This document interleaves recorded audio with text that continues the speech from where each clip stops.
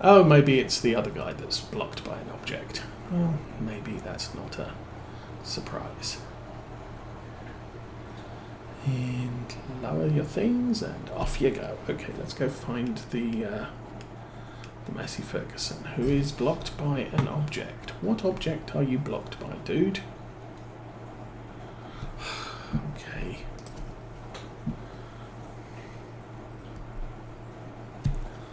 Turn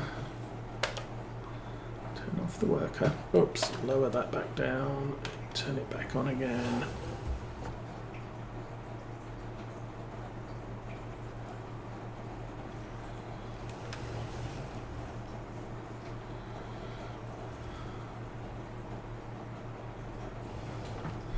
So we'll go next.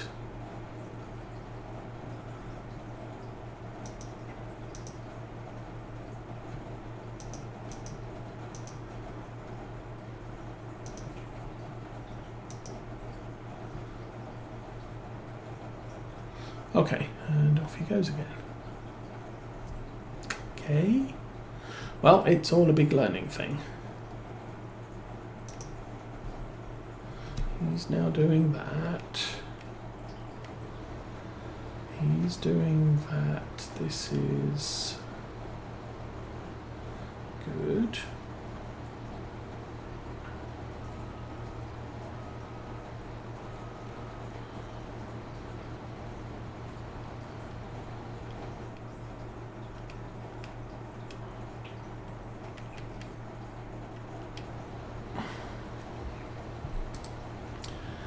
I loaded courseplay so that I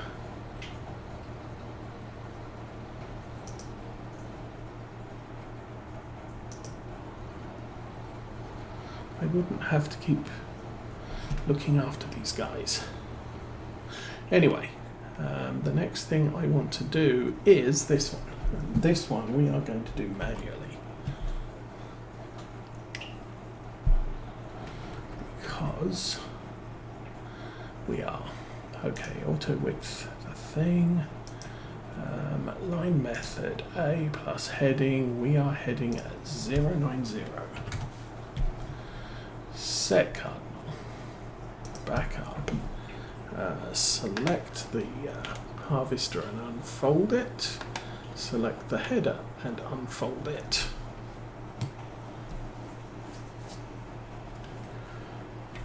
Turn that on. And our courseplay is broken again. And start up the harvester. And the courseplay dudes are costing me money. Anyway, we have this fetching yellow harvester.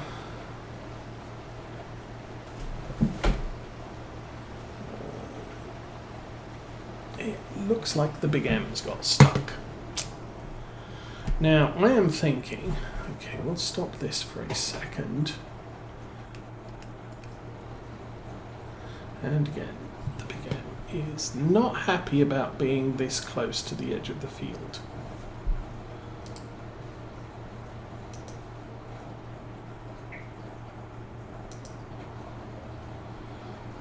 So I don't know what the deal with that is. But hopefully once he's completed the first lap, and the same with the Massey Ferguson, we want to go backwards. I want to check the Massey Ferguson is, yeah, now that the Massey Ferguson is away from the edge of the field, I think we should do okay. I'm doing sharp corners, so he's going to reverse back into that and then go round. And we'll watch him to make sure.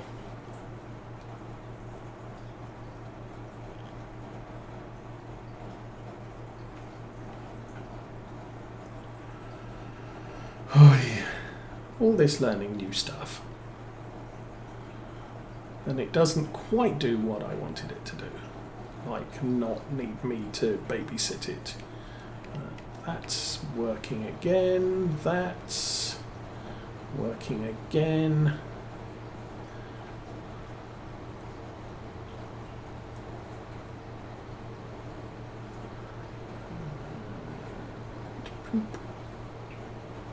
Okay, I think we're good. We can go back to our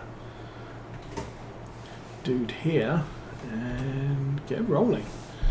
Get this thing filled up. So I think storage capacity on this is 30,000. We have a John Deere with the half pipe trailer, which will carry about 11, plus we have our Deutz, which will carry 22. So the advantage with doing that is I can run the harvester till full, and then I can run back and fill up both of those, top off the harvester a little bit more, finish topping off the two trailers, and then I can run all the way back to the store, which is where the sugar mill is, which is where this stuff needs to be delivered. But it does mean full capacity on the harvester results in full capacity for the two carts. And right now, unlike the little red one, which I think is a Homer, it looks like the header on this is rigid. I think the Homer has a better yeah, this is a rigid head, but four-wheel steer. So if I was doing my own with this, I would probably run this. I'd do a topper first with something like the 5S to take the tops off all the sugar beets, and then I would harvest them, because once you've taken the tops off the sugar beets, you can't, it eliminates the chance of crop destruction. While they've got tops on, if you drive over them and it's your field, crop destruction, you'll lose your crop.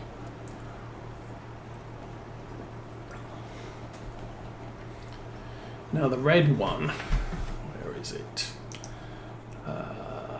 Sugar beet, sugar cane. No. This one, the whole front is flexible, so the head turns with that front wheel. We'll check, we're in the Panther, that's 30. That's a bigger harvester, 45, that's 43. But yeah, the red one, the front turns when you turn the front wheels, so your front wheels follow the header through a turn, and so you won't rip up your crop with your tyres as you go through. We're at 15,000 already, so we're half full.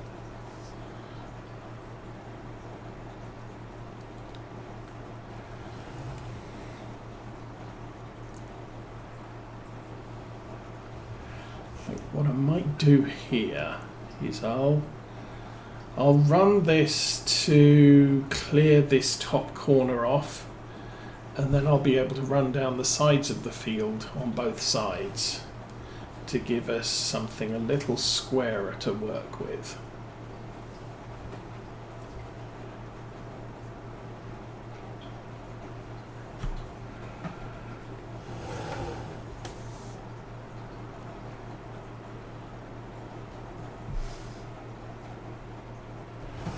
Worked quite nicely. As you can see, the GPS sensor on this is also a little far back on the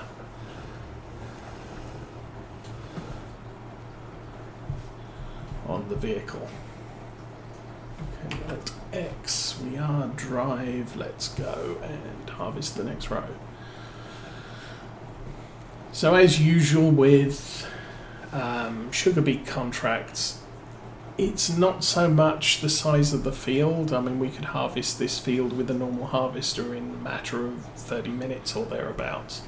It's the size of the crop, it's the size of the header and the volume of the crop that you pull up.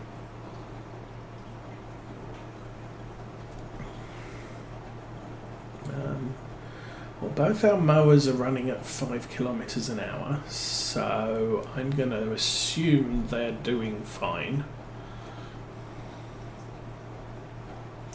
They're not having any more issues, and this thing might fill up before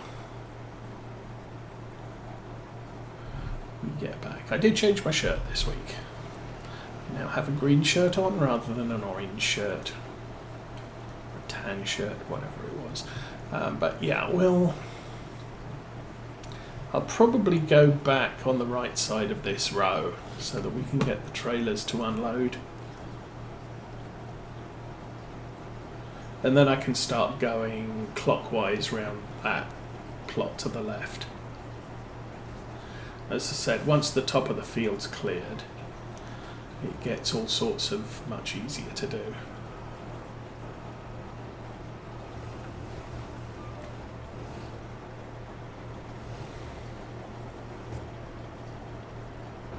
Oops.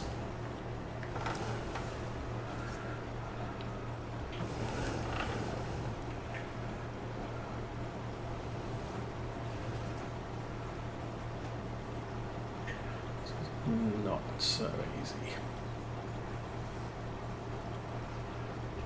Do that, and then back up. Also, from my previous use on this harvester, I don't recall it reverses very well with GPS turned on. So that's something to be careful of when you're using this. Also, reversing into hedge posts could be a problem too. There we go. Okay. Now that should, if we don't get stuck on the post, free us up. We are stuck on the post.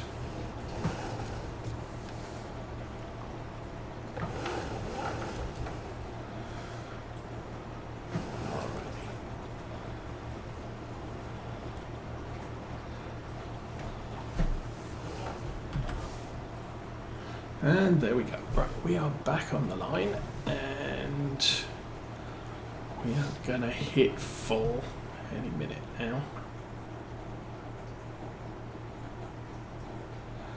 Can't remember which contract I took first. I think I step up to get to the JD. Yep.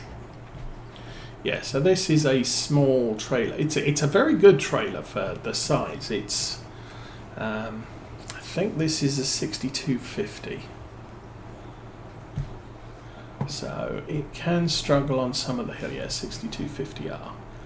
But it's a small trailer. It doesn't carry much, but you never have a weight problem with it because it's so little volume, and it's a half pipe.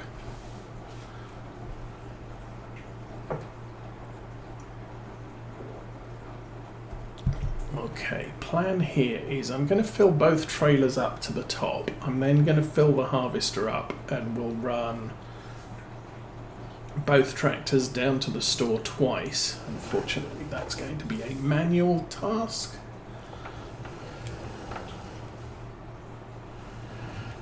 Park this behind the harvester and we should be okay with that. Okay, step down. No, step up. Next tractor I come to.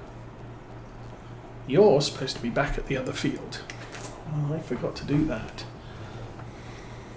But full of gas, or full of diesel, so good.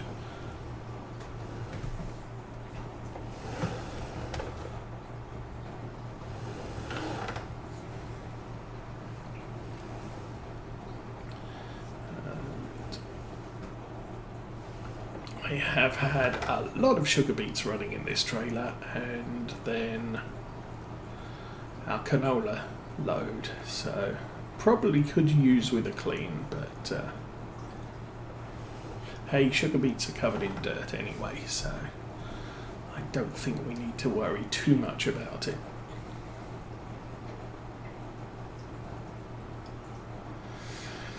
So yes, if you hadn't noticed, there is a Fendt Ideal harvester on the store sales for about 150,000. I don't have 150,000, which is a shame because that would be an ideal harvester for us. Ha ha ha.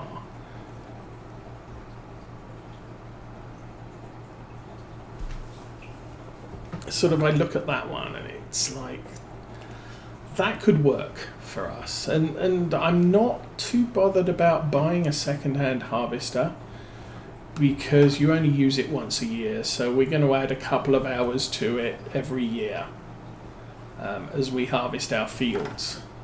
The only thing that might concern me about it is it's on the larger size, so gaining access into a field could be an issue for us. However, it will make harvesting the fields very, very quick. Plus our fields tend to, both of our fields I've kind of rigged it so that we've got a good entrance area volume type thing. Okay, that is not full, 88% full. So I think if I park this up behind the John Deere, we'll take the harvester clockwise round this patch on the right. When it comes through again, it should automatically unload into the back of the Deutz. Okay, back up to there, turn the thing on, turn the pipe in, and engage cruise control.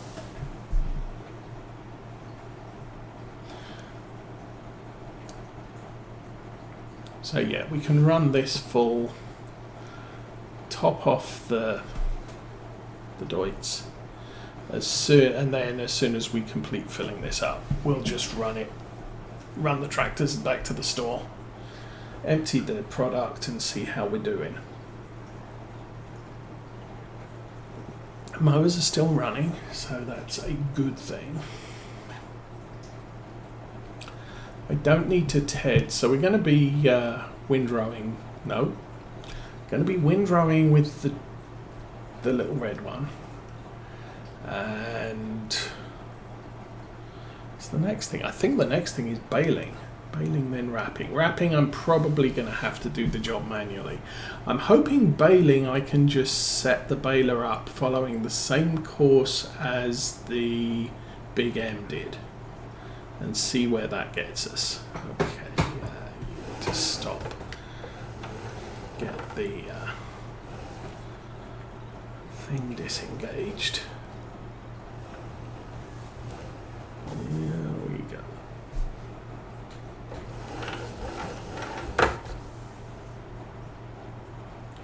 Now all the sugar beet harvesters, this is actually the shortest one, so it's kind of easy to maneuver around these parts of fields. I'm going to do a drone shot here just because we're cutting across the rows, which not ideal.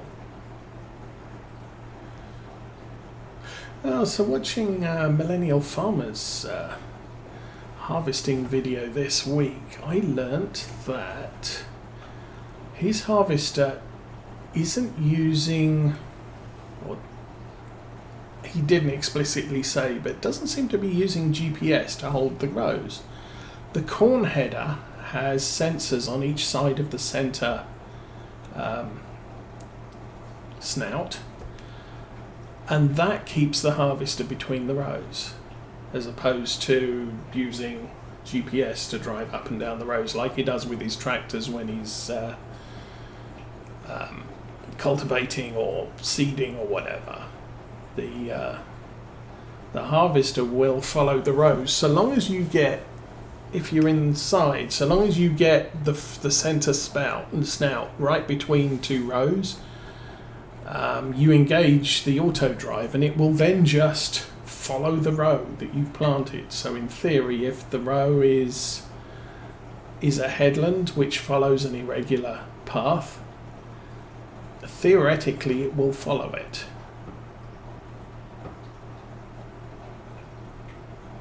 Which which I found quite interesting, because I must admit, I just thought he just GPS'd everything, and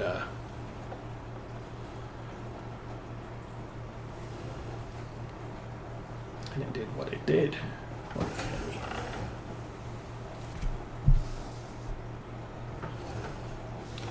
So I think I'm probably going to need about 5 headlands on the end here to give me enough room to turn around.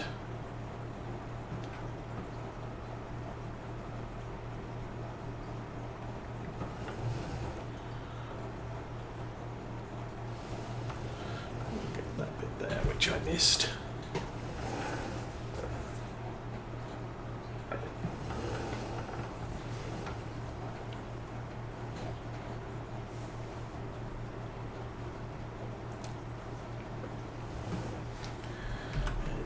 Cruise control. We'll put the pipe out and hopefully not prang it against back of the tractor. Well,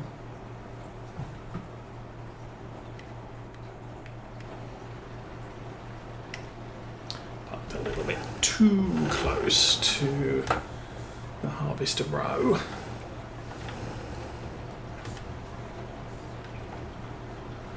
That should do it. Okay. Nope, that won't do it.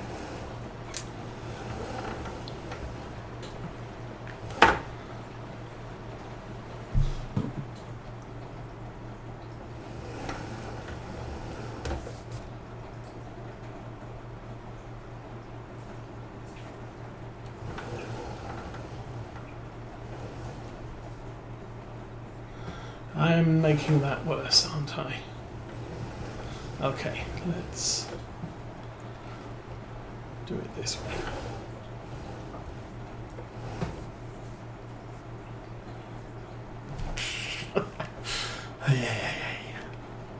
Okay, turn that on, move it forwards.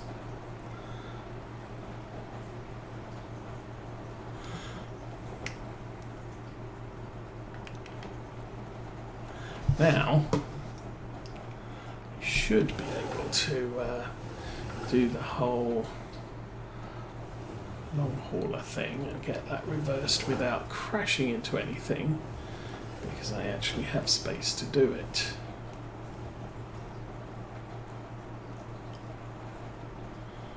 Or maybe not.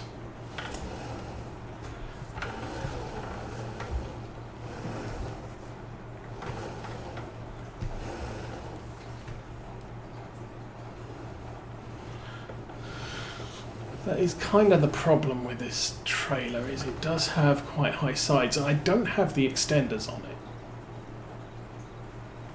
Okay, we will put that into forward, market drive, and fold that back in. But the spout on this thing's very low, so it's kind of, you have to be careful with it. Drive. No, where you going? What you doing? Oh, I see. I see what you're doing. Let's see. Got the wheels turned too much. Wheels are straight. Cruise control. No. Forward. And cruise control. And GPS. And go. Okay, so we'll get this topped off. We'll run off, get the trailers tipped, and then come back, empty it again, probably get the trailers tipped a second time. I might run this for sort of a couple of 100 yards so we get 2 full trailers. And then, what do you think? We're now about half full again. Although as we go round the field, the laps get shorter. Somebody's finished. That would be the Big M has finished. Okay.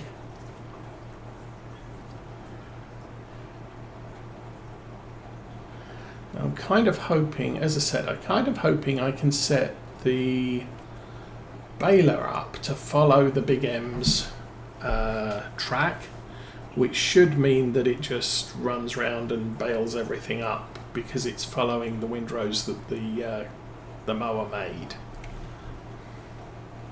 That's the hope.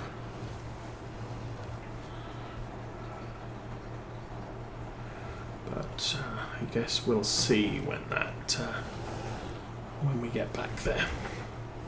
Because otherwise I'm just going to have to drive the square baler, and I don't have enough hands to do everything.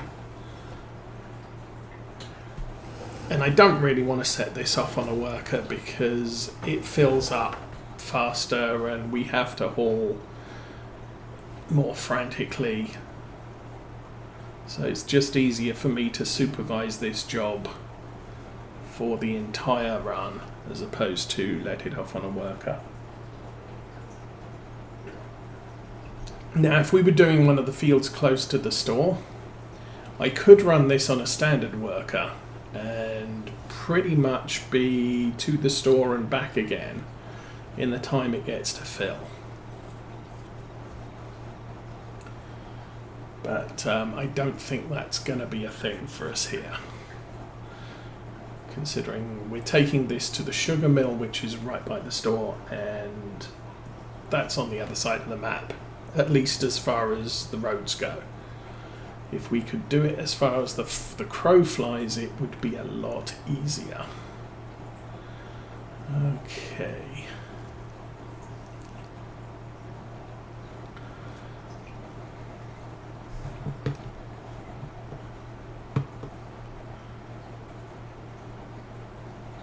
We're not doing too badly, I don't think. Seem to be following a fairly straight line. Where is my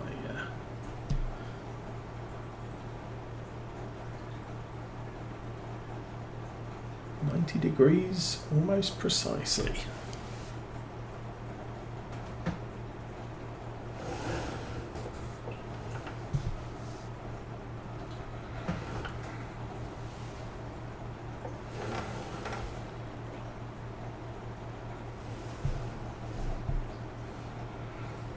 So what's that? That's about 4 rows of headlands.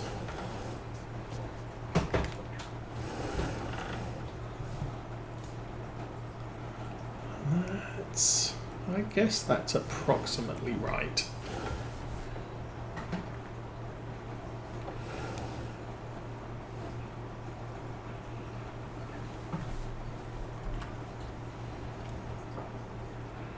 And off we go.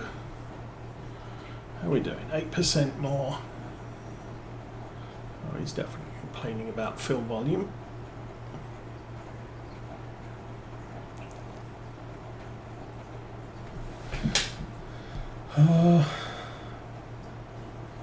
So Matthew Ferguson's still going around. I might have to tidy up the corners, at least the outside corners. Okay, you're done. Flashy lights off, engine off. Yeah.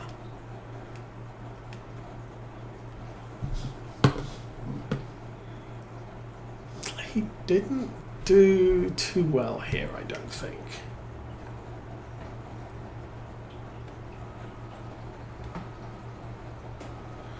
So kind of the problem I have here is I really want to line up on the row.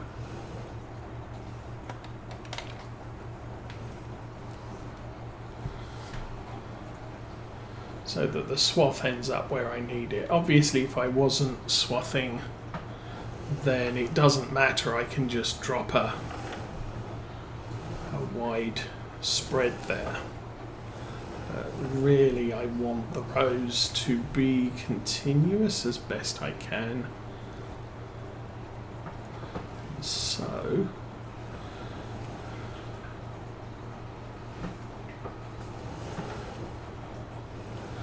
just do it this way. I think if